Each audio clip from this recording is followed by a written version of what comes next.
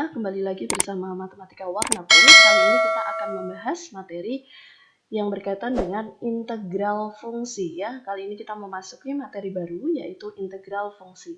Nah, untuk materi mengenai integral fungsi itu apa saja yang akan dibahas? Perhatikan slide berikut ini. Nah, tujuan pembelajaran untuk integral fungsi ini diharapkan nanti kalian dapat mendeskripsikan integral tak tentu atau anti turunan, fungsi aljabar, dan menganalisis sifat-sifatnya itu berdasarkan sifat-sifat turunan fungsi. Kemudian kalian nanti juga diminta untuk dapat menyelesaikan masalah yang berkaitan dengan integral tak tentu anti turunan fungsi aljabar. Baik, langsung saja masuk ke materi integral fungsi. Untuk materi integral fungsi ini nanti akan saya bagi menjadi beberapa bagian. Yang pertama itu ada konsep integral, kemudian nanti kita juga akan belajar mengenai notasi dan rumus integral, kemudian ada penerapan integral, yang terakhir itu adalah ulangan harian. Nah, materi integral ini cukup singkat ya, karena hanya ada 3 poin saja, yaitu konsep, notasi dan rumus, kemudian ke soal penerapan ya. Nah, Ibu harapkan melalui penjelasan berikut ini nanti kalian bisa menjadi lebih paham lagi ya. Baik, langsung saja masuk ke dalam konsep integral. Kalian semua bisa lihat ya di sini ada beberapa fungsi ya, di mana fungsi fx ini memiliki beberapa fungsi yang berbeda. Nah, kelima fungsi ini kita akan coba turunkan dan kita akan amati bagaimana sih nilai konstantanya. Baik, langsung saja. Masih ingat ya kemarin materi turunan fungsi? Karena kali ini kita belajar ke konsep integral, tapi kita masih mengingat-ingat tentang turunan fungsi. Jadi silahkan kita akan langsung saja. Turunan itu berarti ada aksennya ya. Jadi penanda fungsi ini sudah diturunkan itu adalah tanda aksen di sini. Jadi kalau fungsi ini kita turunkan, maka rumusnya menjadi sepertiga ya. Ini adalah nilai konstantanya. Sorry, maksud saya ini adalah nilai koefisiennya. Sepertiga itu kita kali dengan 3 ya. Jadi pangkatnya itu turun ke bawah. Sepertiga kita kalikan dengan 3. Kemudian di sini dikalikan dengan X ya. X pangkat berapa? Di sini pangkat 3 dikurangkan dengan 1 gitu ya. Berarti menjadi 3 kurang 1 ya. Karena rumus turunan itu seperti itu. Maka menjadi, ini kita sederhanakan menjadi X pangkat 2 gitu ya. Bagaimana turunan yang kedua? Oke, kita akan coba untuk menurunkan turunan yang kedua. Jadi turunan kedua ini kalau kita turunkan menjadi sama seperti yang di atas, sepertiga.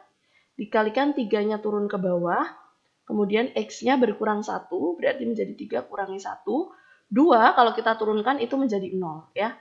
Berarti di sini sama menjadi X pangkat 2. Bagaimana turunan ketiga? Kita akan coba menurunkan lagi untuk turunan yang ketiga.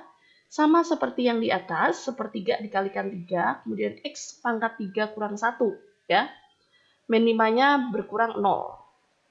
Maka turunannya itu menjadi X pangkat 2. Bagaimana yang keempat? Nah, yang keempat sama, kita akan turunkan kembali. Maka menjadi sepertiga dikalikan dengan 3X. 3 berkurang dengan 1 menjadi 2, ya, dikurangkan dengan 0. Ya, negatif 1/4 kalau kita turunkan menjadi 0. Berarti ini menjadi X pangkat 2. Bagaimana yang terakhir? Yang terakhir juga akan kita turunkan. Ya.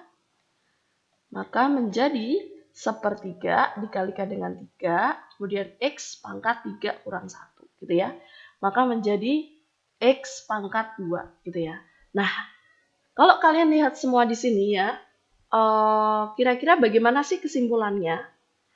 Ternyata setelah kalian lihat, di turunan yang pertama, turunan kedua, turunan ketiga, turunan fungsi keempat, kelima, itu ternyata sama-sama menghasilkan turunan yang sama, yaitu X pangkat 2. Ya. Padahal kalau kita lihat, fungsi fx-nya itu berbeda ya, antara fungsi yang pertama dengan fungsi yang kelima, itu ternyata berbeda fungsinya. Nah, tetapi ketika diturunkan, ternyata dia memiliki sebuah turunan fungsi yang sama, yaitu X pangkat 2.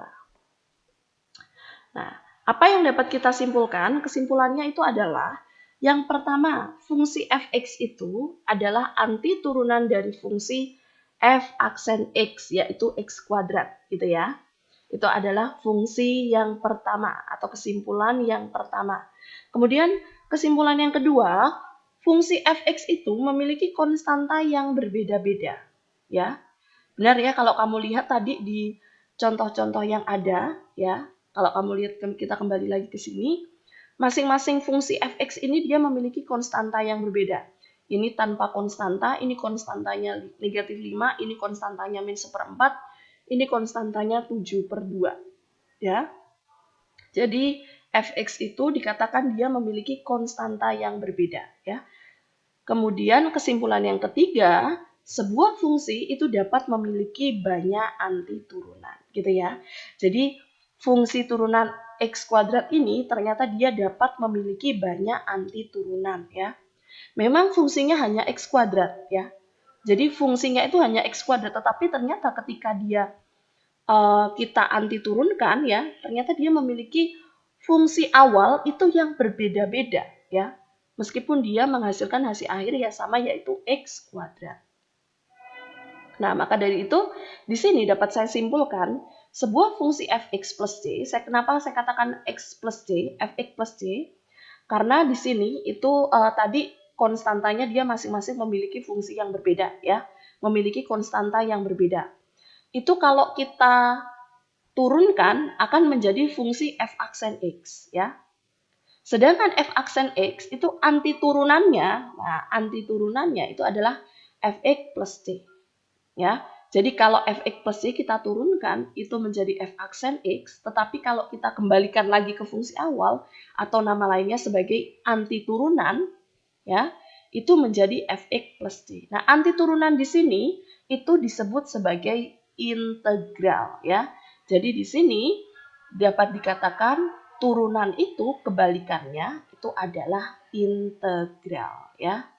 Jadi kalau fungsi ini kita turunkan menjadi ini, tapi kalau sebuah fungsi f aksen x, kalau mau kita kembalikan ke fungsi awal, ya, itu disebut sebagai integral. Atau integral itu adalah fungsi balikan dari turunan. Itu ya anak-anak ya. Oke, selanjutnya mengenai rumus integral. Nah, kalau kamu lihat di sini, saya memiliki sebuah rumus integral, yaitu integral ax pangkat n dx, ya. Apabila integral ini dirumuskan, ya, diintegralkan, ya, integral itu tandanya seperti ini, ya. Nah, kalau kita mau mengintegralkan suatu fungsi, maka bentuknya itu rumusnya menjadi begini. A itu adalah koefisien dari x pangkat n, ya. Jadi A diper dengan N ini kita tambahkan dengan 1, ya. Kemudian kita bagi dengan A-nya. Kemudian X-nya itu sama seperti yang ini. Dia punya pangkat yang ditambah 1, ya. Kemudian jangan lupa plus C. Kenapa saya pluskan C? Karena seperti yang tadi saya jelaskan di awal, bahwa fungsi fx itu apabila diintegralkan, dia memiliki antiturunan yang sangat banyak sekali, ya, atau dia memiliki konstanta yang berbeda-beda, ya. Jadi jangan sampai lupa tanda plus C-nya di sini, ya. Nah, contohnya saja misalkan di sini kalian mau mengintegralkan 3x pangkat 2, ya. Jangan lupa dx-nya ini adalah pasangan dengan integralkan. Maka di sini menjadi 3, ya, per rumusnya adalah n plus 1, berarti 2 ditambah dengan 1, gitu ya. Nah, kemudian x pangkat 2 plus 1. Karena kan rumusnya adalah n plus 1. Kemudian di plus c, ya. Nah, maka di sini integralkannya berubah menjadi 3/3. Itu adalah x pangkat 3 plus c, ya. Ini adalah yang pertama. Kemudian yang kedua, kalau misalkan saya punya rumus contoh soal yang lain. Misalkan saya punya itu hanya sebuah bilangan, ya. Jadi hanya sebuah bilangan. Jadi kalau sebuah bilangan itu kalau diintegralkan, ya, ini saya tambahkan, ya. Jadi kalau sebuah bilangan real itu kalau diintegralkan itu menjadi ax, ya. Jadi bertambah x-nya, ya. Ax plus c. Contohnya nih di sini contohnya. Kalau saya punya integral 5 dx. Jadi kalau diintegralkan menjadi 5x plus c, gitu ya. Kalau 1000 sama, ya, 1000 dx diintegralkan menjadi 1000x plus C. Ingat ya, C-nya itu jangan lupa. Kenapa? Karena setiap fungsi ini memiliki antiturunan yang berbeda-beda. Gitu ya. Baik, kita coba untuk contoh yang ketiga nih ya. Contoh yang ketiga. Ini tadi contoh yang pertama. Ini tadi contoh yang kedua. Ini yang terakhir contoh yang ketiga. Integral, misal kalau tadi sudah ada koefisiennya, sekarang tanpa koefisien misalkan. X pangkat 5 gitu ya. Berarti kalau diintegralkan, jangan lupa dx-nya. Nah, berarti menjadi 1 ya, karena di sini tidak ada koefisiennya, dianggap 1 per 5 ditambah 1 ya, berarti 6. Nah, gitu ya, sesuai rumus yang ada. Kemudian X pangkat 5 ditambah 1, 6 plus C, gitu ya. Ini adalah rumus integralnya. Kemudian contoh yang keempat ya, itu integral. Saya punya misalkan kalau bentuk akar ya, akar yang agak sedikit bervariasi ya. Misalnya saya punya di sini X pangkat, misalkan di sini adalah 3 ya, dx. Nah, kalau diintegralkan menjadi apa? Nah, ini harus kita rubah dulu ya anak-anak ya. Ini kita rubah dulu. Ingat kalau bentuk akar itu berarti merubah menjadi pecahan ya. Berarti 3 per. Nah, 3 per. Di sini kalau tidak ada angkanya berarti dianggap per 2 ya. Nah, berarti ini kalau diintegralkan menjadi 1 per, nah 3 per 2 itu kamu tambahkan 1. X pangkat 3 per 2 tambah 1 plus C gitu ya.